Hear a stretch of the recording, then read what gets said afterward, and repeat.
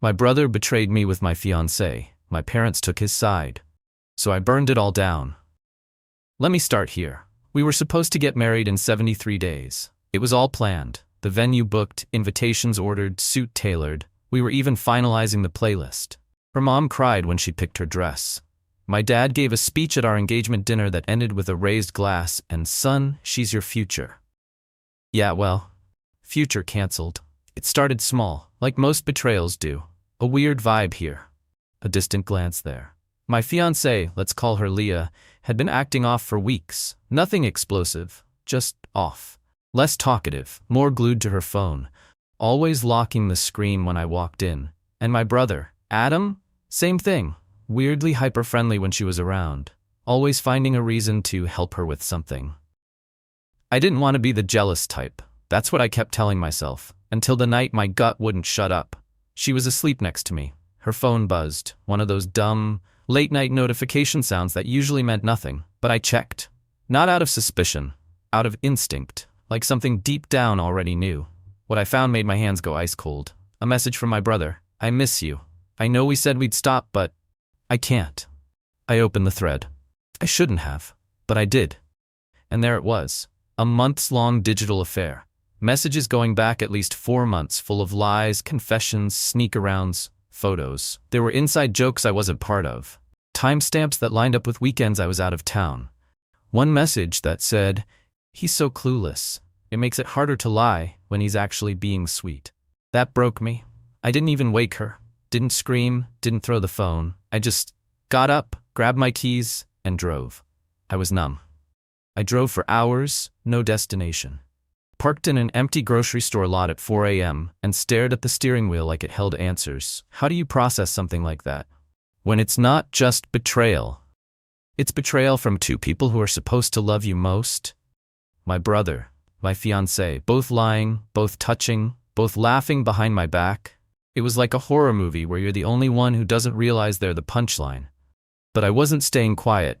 I wasn't going to sit on this. So I texted them both the next morning. "Be home at 11. We need to talk, all three of us." I told them both to be there at 11 a.m. No context, no hints, just a time, a place, my apartment, the one Leah and I had shared for almost 2 years. I figured if they had even half a conscience between them, they'd at least have the decency to show up. They did. She was already sitting on the couch when he arrived, hands in her lap, face pale. He walked in like he was stepping into a boardroom. No shame, just that smug, fake concerned look he's mastered since we were kids.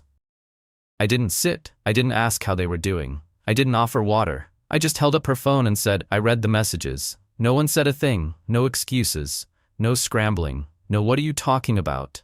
Just silence. And the way Leah blinked, I knew she'd been waiting for this moment, maybe even relieved it was finally out. I turned to my brother. "How long?" "Couple months," he said. Just like that, like he was admitting to skipping a few gym sessions, not sleeping with my fiancée behind my back. I looked at her.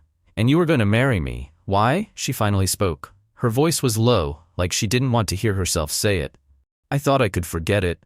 I thought it was just a mistake. A mistake that kept happening? She winced. I wanted to scream, throw something, break everything we'd built together. But I didn't. I stood there, feeling the last 2 years collapse around me like they were made of tissue paper. Adam just stood there, arms folded like he was bored. That's when I said it. "The wedding's off. I've already emailed the venue." Leah's eyes widened. "Wait, what? You already?" "Yeah, last night. After I left, you two made your choice, now I'm making mine." That's when my brother laughed. "Dude, come on, don't throw away your whole life over this, you're being dramatic." I looked him in the face and realized I didn't know this man. Not anymore. And Leah? She didn't cry, she didn't beg, she just sat there. Maybe it hadn't hit her yet. Maybe it never would. "You two deserve each other," I said. I walked out of my own apartment and left them sitting there with the ruins they created. And I thought that would be the end. But I hadn't even gotten to the part that really broke me.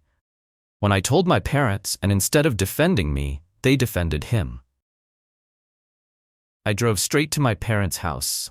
I hadn't even stopped for gas or food. I was still in the same clothes from the night before, same adrenaline in my bloodstream, same ache in my stomach that wouldn't let up. I thought, naively, that they'd be shocked, that they'd hold me, that my mom would cry, that my dad would grab his keys and go confront Adam himself. I thought maybe I'd finally be the son they stood up for. But when I walked in, they were already sitting at the kitchen table, waiting, like they knew this was coming, and that should have been my first red flag. "We heard from Adam," my mom said calmly, like this was a scheduling conflict and not the implosion of my engagement. "He told us you overreacted," my dad added. I didn't even sit down, just stood there blinking. "He slept with my fiancée." Silence. My mom looked down, my dad just sighed. He said it wasn't serious, that it was a mistake. "A mistake that lasted months?" I snapped. "Are you kidding me right now?" My mom's eyes filled with tears, but not the kind you cry for someone who's been hurt. The kind you cry when someone ruins the family photo. We don't want this to tear everyone apart. And there it was. The truth. It wasn't about the betrayal. It wasn't about the cheating. It wasn't about me. It was about keeping the family intact, even if that meant pretending their youngest son wasn't a liar and their oldest son didn't matter. "You always make things bigger than they are," my mom whispered. "Maybe if you weren't so distant lately." I laughed. Actually laughed. "You're blaming me?" No answer. I turned to my dad. "Do you think this is okay?" He looked me in the eye and said the words that ended everything. "It's not about okay, it's about family. And he's still your brother." That broke something in me. No, he's not. Not anymore. They didn't follow me when I left, didn't call, didn't ask if I needed help or a place to stay, or what the hell I was going to do with the $4,000 I'd already put down on the wedding. They just stayed at that table, protecting the golden boy. The one who could do no wrong. The one who shattered my life. And that's when I knew. If they wouldn't hold him accountable, then I would. Not with fists, not with revenge, but with something they never saw coming, the truth. I sat in my car for over an hour after leaving my parents' house, just sitting there, thinking. There's a certain kind of pain that doesn't come with yelling. It comes with silence, with looking around and realizing no one in the room was ever on your side to begin with. And then my phone buzzed. 3 missed calls from Leah, 1 from Adam, a single text from my mom. "Please don't make a scene. These things happen. We'll work through it as a family." These things happen. Like we'd misplaced a casserole dish, not like my brother had slept with my future wife. That was it. That was the moment I stopped protecting their image and started protecting myself. I pulled out my laptop, opened the wedding website, the one Leah and I had spent nights building together, with cutesy bios and our story timelines, and I rewrote it, deleted everything. Then I wrote a single message at the top of the page. "The wedding has been canceled. I won't be marrying someone who spent the last few months sleeping with my brother while pretending to plan a life with me. To those of you who've supported us, thank you. To those who knew and stayed silent, you can stop pretending you care now. The venue has been notified. The caterer has been canceled. The truth, however, is non-refundable." I hit publish. Then I screenshotted it and posted it to Facebook. No tags, no drama, just the truth in black and white. My inbox lit up in minutes. Friends, coworkers, family I hadn't spoken to in years. Some messages were supportive. Some were shocked. But the best ones came from people who had no idea what was going on and were furious that I'd been made to look like the one who walked away without explanation. "Wait, that's why it's off? I heard from your mom that you got cold feet. Are you kidding me? Leah and Adam? Seriously?" That's when I realized just how far they'd been willing to go to protect themselves. My mom had already started rewriting the story, telling people I'd panicked, that I wasn't ready, that it wasn't anyone's fault. Oh no, someone's fault. And now? Everyone knew. You can only lie to people when they want to believe you. And for years my family had been great at wearing masks. My mom, the loving matriarch.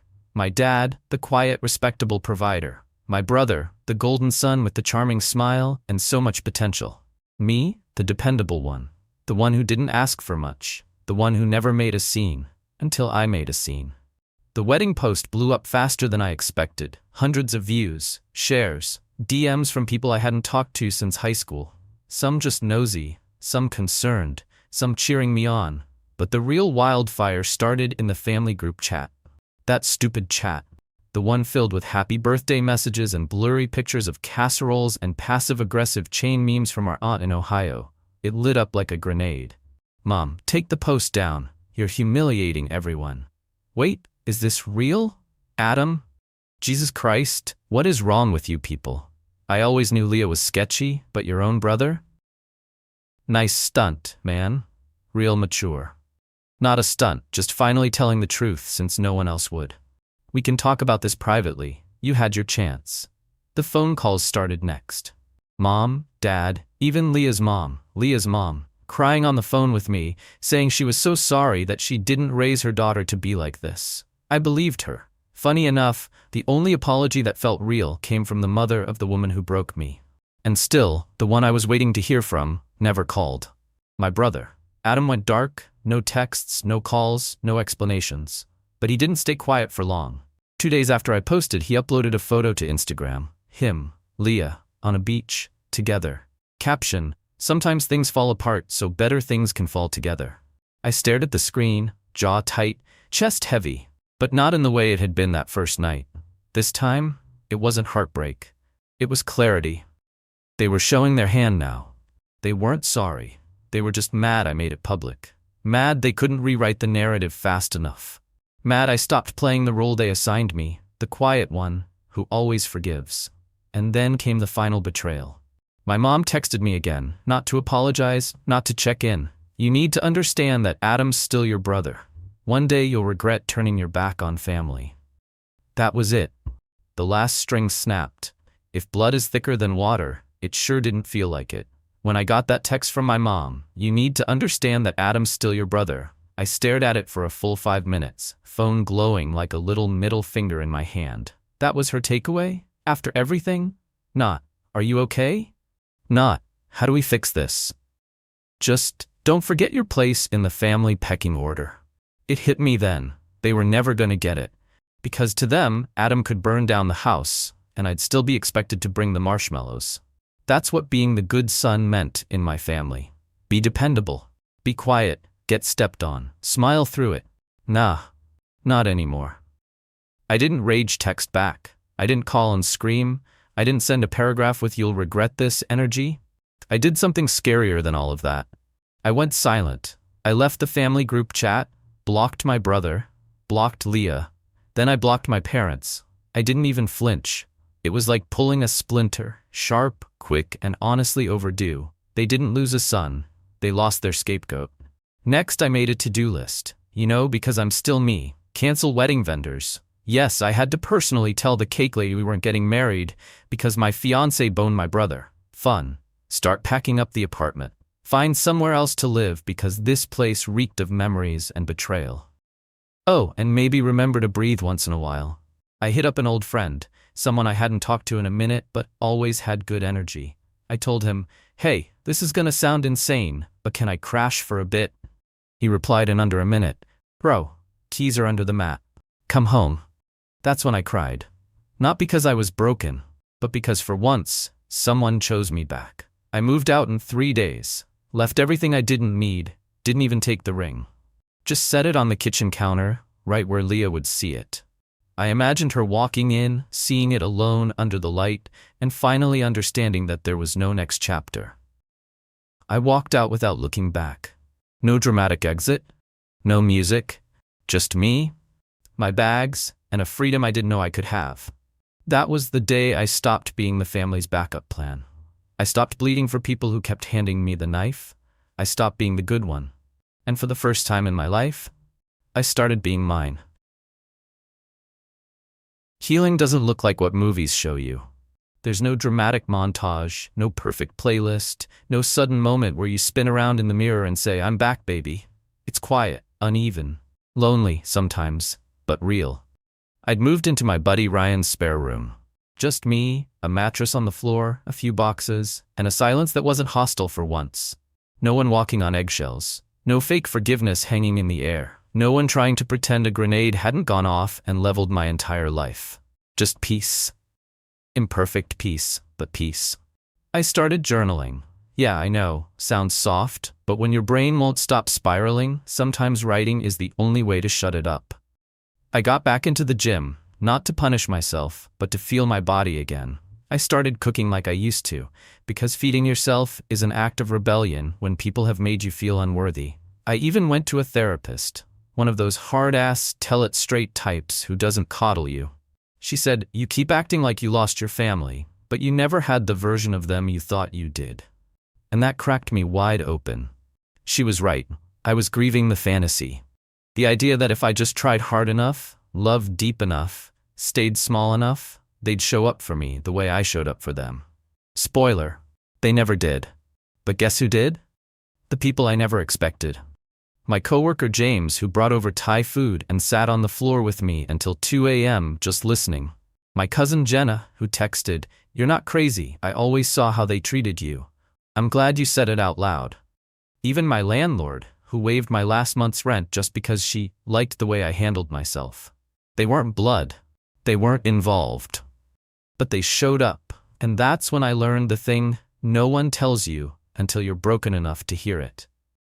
You don't need to fix relationships that require you to destroy yourself. You don't need a brother who betrays you, or a mother who makes excuses for him, or a father who sees keeping peace as more important than protecting you. You need truth. You need respect. You need people who love you when there's nothing in it for them. The life I was building now, it didn't come with a wedding registry or approval from people who never saw me. But it came with room to breathe, with honesty, with people who didn't ask me to shrink. And for the first time since the day everything fell apart, I realized maybe that betrayal was the best thing that ever happened to me. About 3 months after the fallout, I ran into my dad at the grocery store. Of all places, I was holding a 6-pack of cheap beer and a frozen pizza. The dinner of a guy figuring his life out, and there he was, standing in the cereal aisle like nothing had changed. Like our entire relationship hadn't been torched down to the foundation. He looked older, tired. He saw me and froze. Then he gave this sad, fatherly half-smile and said, "Hey, you look good." I didn't say anything at first, just looked at him and waited for whatever version of the story he was going to tell this time. "Your mom misses you." I almost laughed, but I didn't. "And Adam?" I asked, just to see what flavor of bullshit I was being served today. He sighed. "He regrets it in his own way. Things got messy. You know how people are." There it was again. The excuse, the same tired script. Things got messy. It was complicated. He regrets it. As if the word messy could shrink betrayal down into a spilled drink. I didn't want an apology anymore. I didn't need one. What I wanted, what I finally understood, was that their love always came with terms.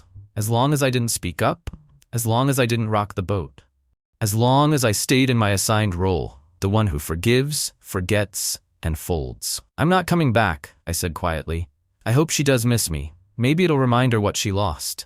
His face fell, and I walked away. I never saw Adam again. Last I heard, he and Leah fizzled out after 6 months. Apparently, liars don't make great soulmates. Who knew? The ring was never returned. I didn't want it. Let it rot. Leah sent a long, rambling email once, apology mixed with self-pity. I didn't respond. It wasn't mine to carry anymore. I kept growing. Started a new job. Signed a lease on a place that was all mine. Keys, name on the door, plants I picked out. No ghosts of old love or family guilt hanging in the corners. I didn't find closure in a grand final confrontation. I found it in choosing myself over and over again, every damn day. Not because I'm healed perfectly, I'm not. But because I finally stopped waiting for people to save me who were too busy saving face. So if you're reading this, if you've been the quiet one, the loyal one, the one who keeps the peace while it kills you slowly, hear me when I say this. You're allowed to walk away. You're allowed to burn the script. You're allowed to rewrite everything. I didn't forgive them. I forgave myself. And that's how I got my life back. Comment below. What would you do if your own family turned their back on you like this? Don't forget to like, subscribe, and tap the bell for more powerful true stories, emotional betrayals, and stories where the one who lost wins in the end. Take care. See you next time.